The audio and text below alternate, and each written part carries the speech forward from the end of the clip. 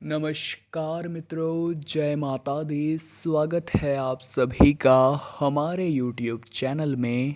तो तुला राशि वालों, नवरात्रि के इन 9 दिनों में माता रानी के शुभ कदम आपके घर में पड़ने वाले हैं। क्या आपको इस बात का अंदाज़ा है? किसी भी रूप में माता के कदम आपके घर में पड़ सकते हैं। आपको कुछ खास बातों का ध्यान रखना होगा। अगर गड़बड़ हो गई, अगर गलती हो गई, तो माता की कृपा से आप वंचित रह जाएंगे और माता रानी आपके द्वार से ही पुनः लौट जाएगी।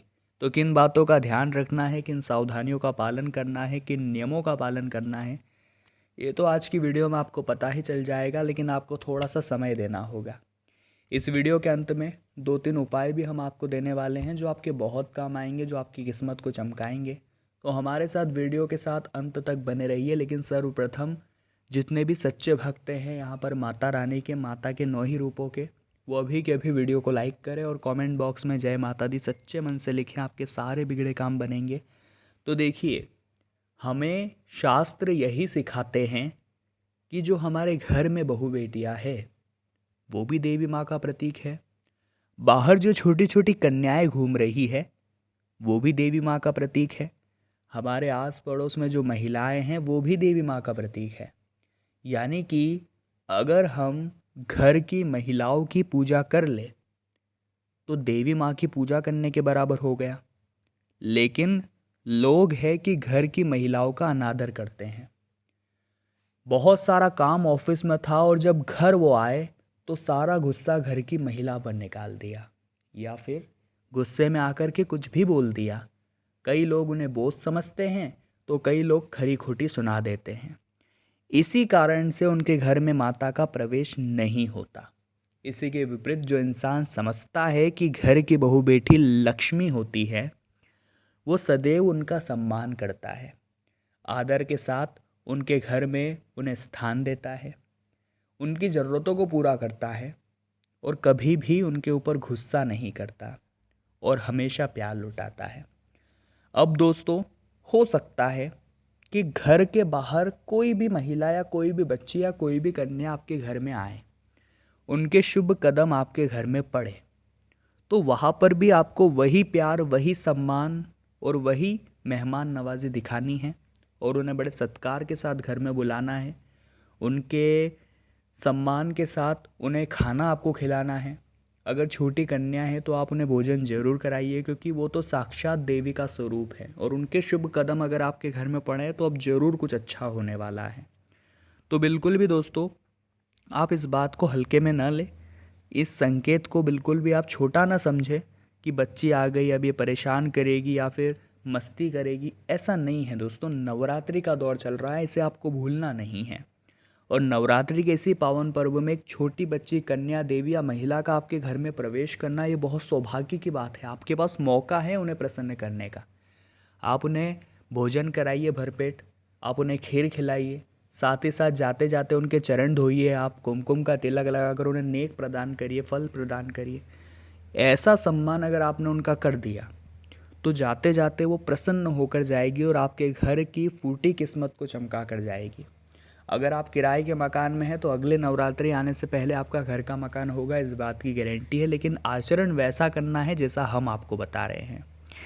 देखिए, ज़िंदगी में टेम्परेरी कुछ भी नहीं होना चाहिए। जो करना है परमानेंट करना है। बहुत सारे लोग होंगे जो नवरात्रि के 9 दिनों में ढोंग रचेंगे अच्छा बनने का, कि मैं नवरात्रि के 9 दिनों में मांसाहार से, मदिरापान से दूर रहूँगा, क्योंकि नवरात्रि में माता रानी के काम में नहीं चलता है।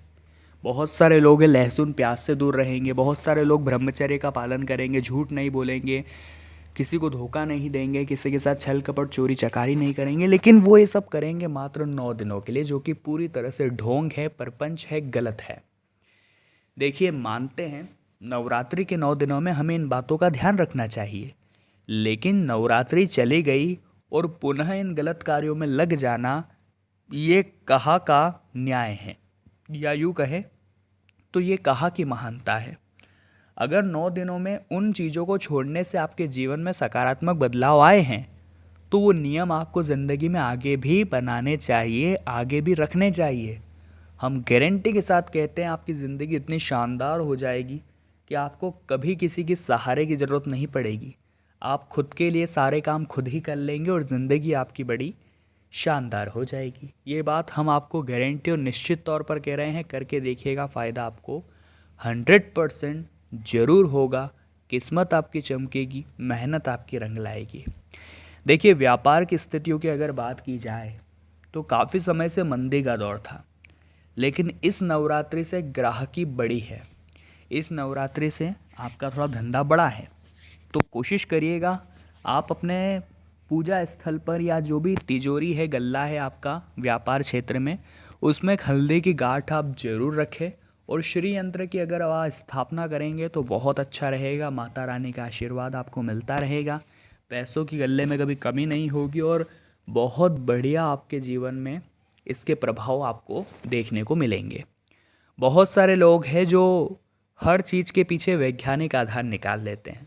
जैसे कि कहते हैं नवरात्रि के 9 ही दिनों में घर में कपूर और लौंग जरूर जलाना चाहिए, क्योंकि इनमें क्षमता है कि ये वातावरण में उपस्थित नकारात्मकता को नष्ट कर सकते हैं। कई बार लोग कपूर और लौंग का धुआं सूंघते भी है, तो इससे उनके शरीर में जो विकार होते हैं वो दूर होते हैं।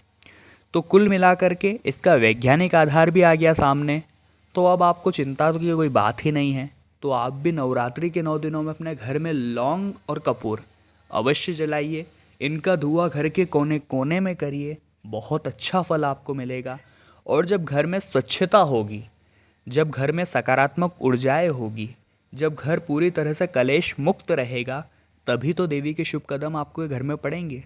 तो तैयारी तो सबसे पहले हमको करनी होगी। अगर हमें माता को अपने घर में बुलाना है तो तैयारी में सबसे पहला कदम यही है कि घर को एकदम स्वच्छ रखें। गंदी वाड़ा नहीं होना चाहिए। घर में इधर उधर व्यर्थ का सामान पड़ा नहीं होना चाहिए। अगर बर्तन झूठे हैं तो उन्हें तुरंत मांज करके साफ करके रख दीजिए।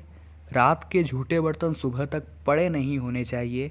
घर के जो कोने होते हैं, खास तौर पर ईशान कोण, वो साफ़ सुथरा स्वच्छ होना चाहिए। उसके ऊपर कोई भार न रखा हो, उसके ऊपर आपने कोई गंदी वस्तु न रखी हो। ये सब चीज़ें आप ही को तो ध्यान रखनी है। और लौंग और कपूर का धुआं करने से नकारात्मकता तो नष्ट हो ही जाएगी और तभी आपके घर में शुभ कदम पड़ेंगे देवी के। अब वो किसी भी रूप में पड़ सकते हैं। देखिए, कोई महिला हो सकती है, कोई बच्ची हो सकती है, कोई मांगने वाली औरत भी हो सकती है। देखिए, भगवान किसी भी रूप में हमारे घर आ सकते हैं। कई बार हमारे द्वार पर जो मांगने वाले आते हैं, हम उन्हें भगा देते, दुत्कार देते, खरी खोटी सुना देते हैं और वो बहुत निराश होकर के हमारे घर से चले जाते हैं। सोचिए, अगर माता किसी रूप में आपके घर में आ गई और आपने उन्हें अपने घर से दुत्कार करके इस तरह से हटा दिया, तो सोचिए क्या गति आपकी होगी। तो हर क्षेत्र में हर इंसान का, हर नारी का सम्मान करिए, क्योंकि अगर कोई हमारे द्वार पे आया है तो एक आस लेकर आया है, एक उम्मीद लेकर आया है। हमें उसका सम्मान करना है, हमें उसकी ज़रूरतों को समझना है और उसकी हर संभव मदद करनी है अपनी क्षमता अनुसार। अब 2-3 उपाय हम आपको बताने जा रहे हैं, बहुत ध्यान से सुनिएगा। देखिए, माता रानी की पूजा अगर आप कर रहे हैं तो सफ़ेद रंग की दूध से बनी मिठाई माता रानी को आप जरूर समर्पित करें। मंत्र क्या रहेगा? ओम एम नमः। जी हाँ दोस्तों, इस मंत्र का 108 बार जाप करना है। मंत्र है ओम एम नमः। इसी के साथ नवरात्रि के 9 दिनों में से किसी भी दिन आप एक काम और करें कि आपको माता रानी को सुहाग की सामग्री समर्पित करनी है। सुहाग की सामग्री आपको माता को चढ़ानी है।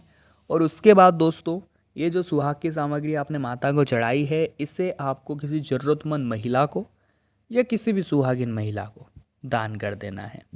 बहुत अच्छा दोस्तों, आपको इसका नतीजा देखने को मिलेगा। सौभाग्य से सदैव आप भरी रहेंगी, ज़िंदगी आपकी शानदार हो जाएगी और किस्मत बदलने में जरा भी देर नहीं लगेगी। नवरात्रि के 9 ही दिन आपको मंदिर ज़रूर जाना चाहिए। वैसे तो मंदिर रोज़ाना ही जाना चाहिए, लेकिन इन दिनों में कृपा ज़्यादा मिल जाती है। कमल का फूल आप माता को चढ़ा सकते हैं, माता को आप सिंदूर चढ़ा सकते हैं। साथ ही साथ एक पान के पत्ते पर हेम लिख कर के आप माता को चढ़ा सकते हैं। बहुत सारा फ़ायदा आपको मिलेगा। शास्त्रों में ढेरों उपाय हैं जो फूटी से फूटी किस्मत, बिगड़ी से बिगड़ी किस्मत को संवार सकते हैं, लेकिन इंसान को चाहिए कि वो इसे पहचाने, वो इसका फ़ायदा उठाए। तो तुला राशि वालों, आज की वीडियो बेहद ही खास थी। हमने बात की कि माता के कदम शुभ आपके घर में पड़ेंगे, आप क्या बातों का ध्यान रखें।